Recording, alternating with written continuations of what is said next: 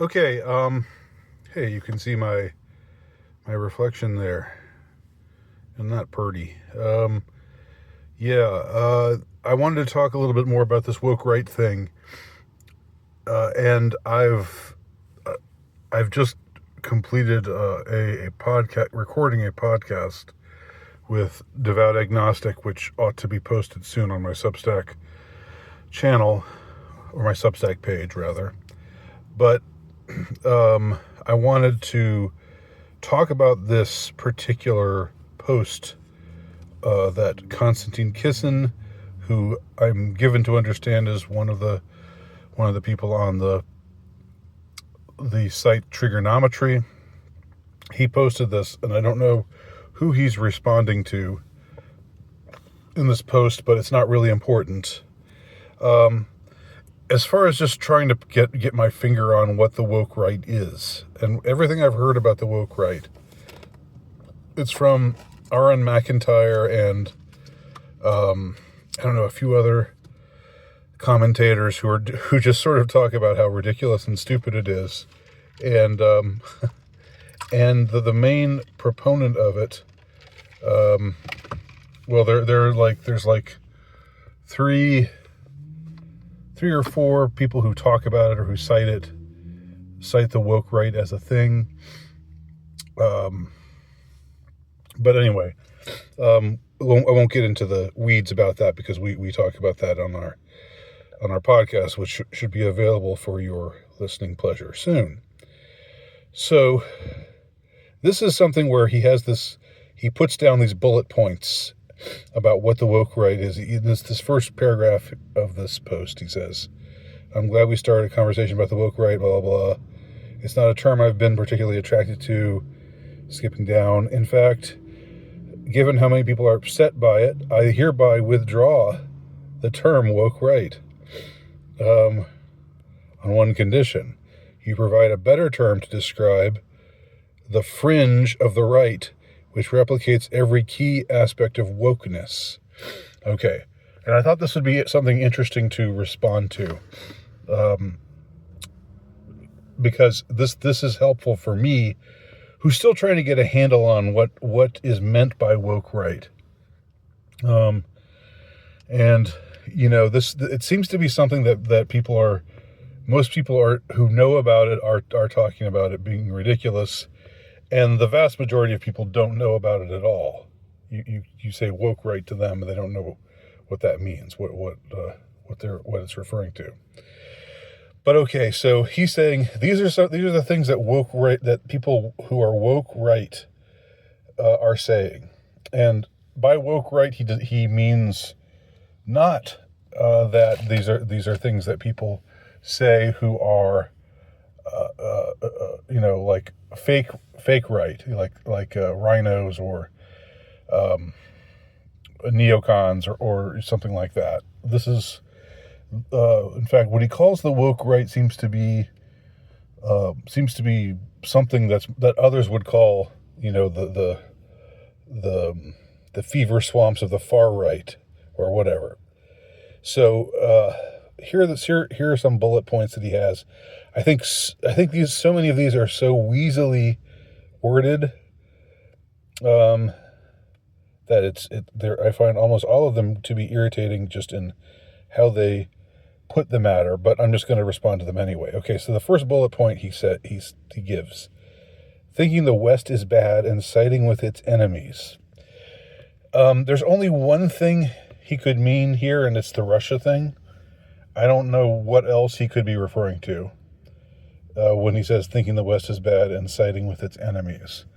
The one thing he could be referring to is the people in the West who are both left and right, but if they're on the left, they're the non-establishment left. They're definitely not the neoliberal left, but also people on the non-establishment right, because the establishment position is we've got to back Ukraine to the gills and give them everything to fight this war, because it's important to take a stand against Russia.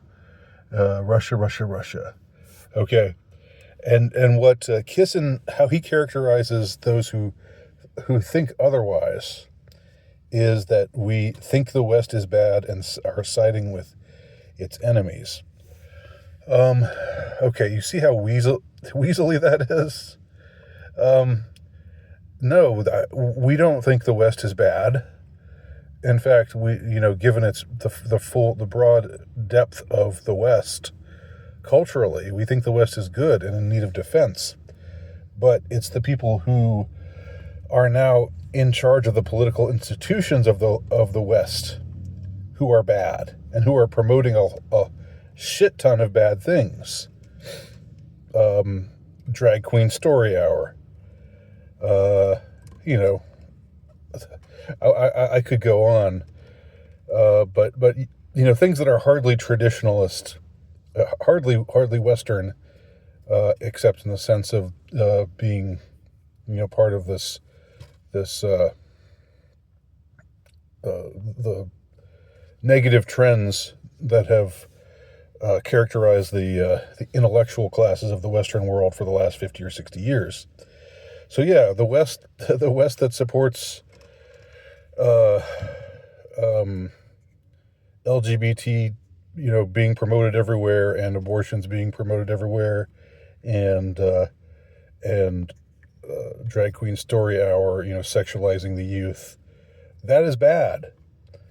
And so if I or anyone else are said to be siding with its enemies, we are. I can only speak for myself. I'm siding with Russia, just not because I think Russia is great in and of itself, but because I see Russia providing this bulwark against the depraved leadership of the West having its way all across the world. I mean, and to an extent, I would say the same thing about China. I would be less inclined to promote China because they are obviously, I'd say, while Russia is authoritarian, China is totalitarian, and I definitely don't think that. I don't want to see the world get more under the influence of the CCP. But as far as Russia goes, yes. So it's saying we think the West is bad and side with its enemies. That's just ridiculous. That's very weaselly worded. Okay, second bullet point: playing identity politics on the basis that their group is oppressed by a secret invisible force controlled by another victim group / groups. Or what he's talking about here are people who advocate for, I guess, white identity, and who talk the other group that he must be referring to are the Jays, who it's a secret invisible force controlled by another group. I mean, again, this is very casting of aspersion. This is very weaselly worded. I don't think, is it identity politics to say whites should not be ashamed of themselves for being white? Is it identity politics to say double standards, cultural double standards against whites or against men or against white men are wrong? Is it playing identity politics to talk about how anytime something, if a white person is beaten to death by a mob of non-white people, the news tends to ignore it and wants to shut it down and not pay any attention to it. But if there's even a controversy about some, like with a policeman, having some kind of response with a black guy where the black man ends up getting shot, that immediately must be, police shoot black man, and then, followed by mostly peaceful riots. We know the drill by now, don't we? I mean, and what's strange to me is, when I listened to Trigonometry, it seemed like they would have agreed with that. they would have agreed with the whole, what was happening in 2020 and 2021 with these kinds of stories about mostly peaceful riots and the sort of the sort of deeply incendiary rhetoric put out there by Black Lives Matter and other such groups. Okay, so next one, he talks about the woke right, quote unquote, having an obsession with group-based victimhood and grievance. Again, I don't know, like the obsession. What do you mean an obsession? If you pay attention to something, if you say this is a problem, this is happening, this needs to stop happening. If you do that, that means you're obsessed. I don't think so. Group-based victimhood and grievance. I mean, there are, I think, legitimate grievances to be. I think every group has legitimate grievances, and if whites have grievances or issues of being treated unfairly, that such as I've already talked about, if that's happening and you're talking about it, does that mean you are obsessed with it? No. Okay, next one. Seeking to revise and pervert history to fit its ideological narrative. Is this just talking about the big H?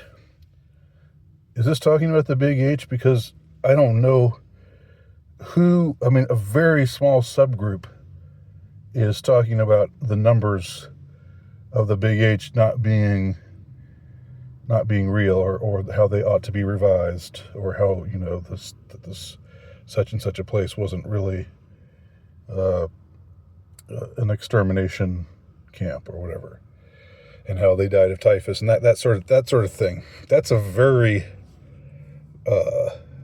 small number of people, comparatively speaking, with the entirety of what could be called the dissident right. But is he talking about that only, or is he talking about any time anybody says something like the Civil War wasn't really fought over slavery, or if somebody says it would have been better for the United States to stay out of World War II? Are these kinds of positions, these kinds of is taking these kinds of positions seeking to revise and pervert history? Again, such weasel wording.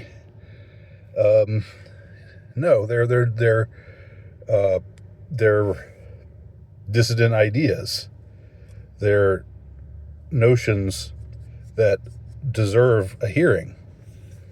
And if they're so wrong, why not give them a hearing and show how they're wrong, instead of complaining that they're wrong and saying we need to censor these voices and call them misinformation. And that's what's weird. I would have thought that the trigonometry types would be all in favor of free speech, but it seems here they're wanting to hitch their wagon with the if you differ with the corporate media, you're promoting disinformation or misinformation. Reacting to disagreement with name calling, ostracism, and bullying. Where is that happening? I mean, it's on the internet. Okay, if you're just talking about things happening like on some comment thread on the internet, then fine. I'll agree that it's happening there. But that's not the place. That's not the place you go for a reasoned debate. You don't go to a thread on some social media site. But yeah, okay. There is, people react to comments they don't like, with those kinds of with those kinds of responses. But I would say that's across the board. I would say that's just to single out one group as doing that uniquely is pretty ridiculous. Okay, moving on. Last couple of bullet points here. Creating a culture of fear among more center-leaning people on their side to prevent criticism. You should see how many people message me privately to say they agree about the woke right, but don't want to say anything. Okay, creating a culture of fear among more center-leaning people on their side to prevent criticism. I don't know what to say to that. As for him getting private messages from people saying, thank you for speaking out on this, I agree with you, but I feel too much fear to challenge them because, they'll for whatever reason, I don't know, whatever reason he's saying, maybe they'll get called names, or they'll get kicked out of the club or something, or whatever. Creating a culture of fear. I mean, I want to say, and this goes back to the last video that I recorded about what I thought they were talking about with woke right stuff. I want to say that if I actually see somebody, if I see right-wing forces coming into power, and I see people, who with non-right-wing positions getting kicked out and canceled and ostracized and deprived of debanked and all the other things that are done to wrong thinkers now, with the left very much in charge of all powerful institutions.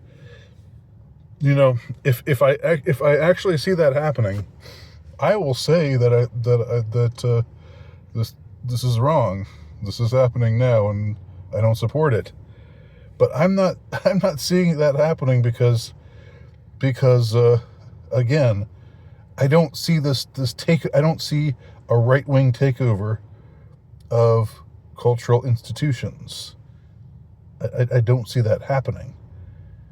And much less do I see this, like what he's talking about here, this reverse, what could be called reverse cancellation, using the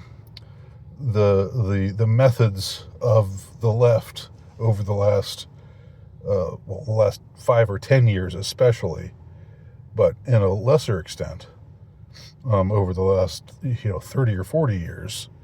I mean, political correctness has been a thing on college campuses for forever, for as long as I can remember. If we have a situation where people are getting kicked off of, having their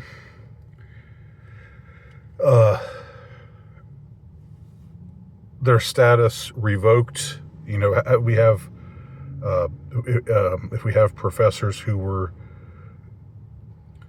had received tenure, but now because they made a statement challenging the ascendant right-wing ideas, that they got canceled. Like happened to that guy, what was his name, Watson, who said that unfortunately IQ differences between races are still real. And then he just got absolutely, he was like 85 years old, and got treated like this reprobate, and his name was removed from everything, and he was just shamefully treated because he said this one thing that offended people. You know, if I see the right starting to do things like that, I will say so, but I don't see that happening, and I don't even see that being a danger right now. What do y'all think?